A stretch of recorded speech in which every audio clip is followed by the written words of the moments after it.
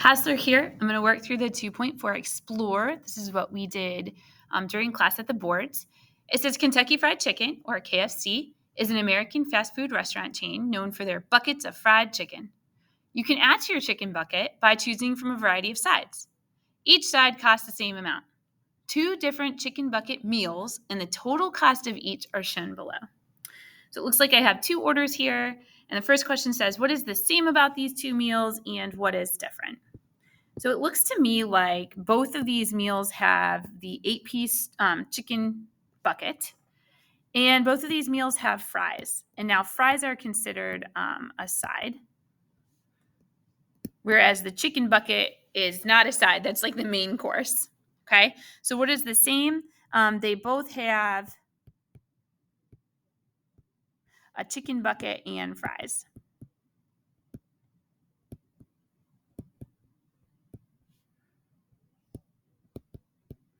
What is different? So it looks to me like order number 2 has 2 additional sides. Okay, so meal 1 has 1 side, and meal 2 has 3 sides. Or we could say 2 more sides. Okay. So 2 says, what is the cost for 1 side and how do you know? Well, let's see. If I'm buying these 2 meals, I'm paying $19.88 for that first meal, but I'm paying extra. I'm paying $25.66 for the second meal. So if I want to know how much each of these sides cost, I'm going to have to find the difference between the 2 meals. So let's do that first. So I got to say, well, I paid more for meal 2, so $25.66 minus the $19.88.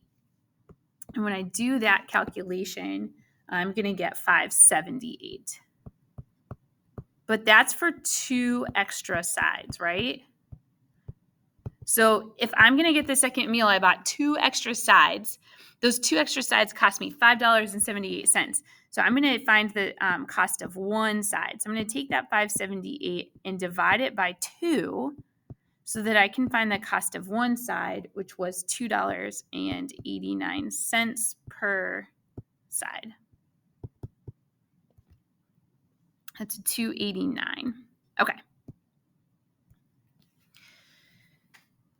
So that seems reasonable, right? If I find the cost difference and I divide by 2, what I'm actually doing is I'm finding slope. Okay, so this represents my slope.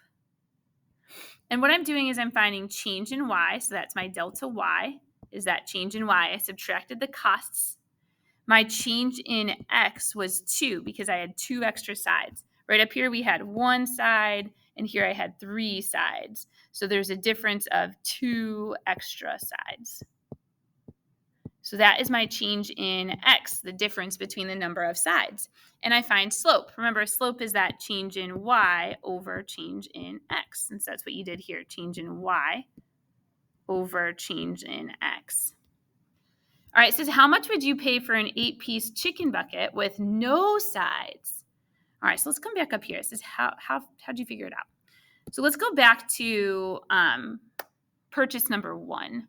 Purchase number 1 had the 8-piece chicken bucket, and it had 1 side.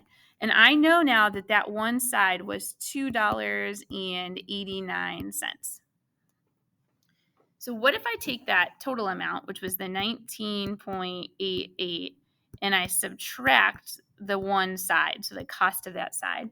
And if I do that, I'm going to get that the chicken bucket costs $16.99. This is the cost of the bucket with 0 sides. Okay, so bucket with 0 sides. And so we're going to use this information to do problem 4, which is filling out this table. It says complete the table to show the relationship between the number of sides and the total cost of a chicken bucket meal. Well, hey, listen, number of sides. So if I buy 1 side, the cost of my meal, they tell me that up here, right? If I have 1 side, the cost of my meal was $19.88. By the way, if I buy 3 sides, my total cost was $25.66. So I can actually fill that information out in my table here, right? I can say, hey, one side cost me $19.88. So chicken bucket with one side cost $19.88. A chicken bucket with 3 sides was $25.66. And we said that each side costs $2.89. So if I start here, I can add $2.89 to the $19.88. And so if I would have gotten 2 sides, I would have paid $22.77. And in fact, I can keep adding that 2.89 to fill out the rest of this table. So 25.66 plus 2.89 is 28.55. If I add 2.89 again, I get 31.44. So to get the cost for 0 sides, which is actually what we did up here in problem 3, I'm subtracting 289. This to me feels very much like what we did with arithmetic sequences, right? With arithmetic sequences, we said, hey, I got to find that common difference. That common difference turns out to be our slope. This is what I'm changing by. And we worked backwards to get that 0th term. So it says, how much would it cost to get the 8-piece chicken bucket with X sides? Well, let's see. It cost me $16.99 just for the bucket, and that's with no sides, plus $2.89 per side, cost for a side. But I'm going to multiply that by X so that, if I get 5 sides, I can say, well, $2.89 times 5 plus the $16.99 for the bucket. And this is going to lead us to talking about that idea of y equals mx plus b, or we could write it the other way, y equals b plus mx. And that is something that I think you've worked with before in 8th grade, maybe even 7th grade. And so we're going to take some notes on this, but this ends up being my slope, right? We said 289 was that change in y over change in x up top. So the slope is the number multiplied by x. And this ends up being something called that y-intercept.